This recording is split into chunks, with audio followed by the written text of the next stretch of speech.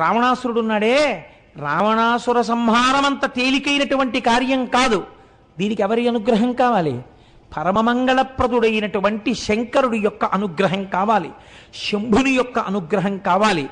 అన్నిటిని మించి రామచంద్రమూర్తి ఏ పరిస్థితులలో లంకాపట్టణానికి వెడుతున్నారు మీరు ఒక్కసారి ఆలోచించండి చాలా జాగ్రత్తగా.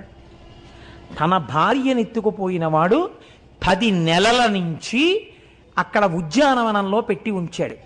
10 నెలల నుంచి వాడేం మాట్లాడుతున్నాడు? నువ్వు నా పాన్పు చేరు అని మాట్లాడుతున్నాడు. ఎవరామె? అయోనిజ. ఈయన ఎవరు?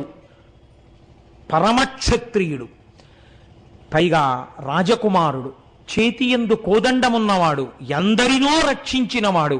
తన భార్యయే 10 నెలల నుంచి అవమానాల పాలైంది. ఇప్పుడొక్కసారి లంకాపట్టణంలోకి వెళ్ళగా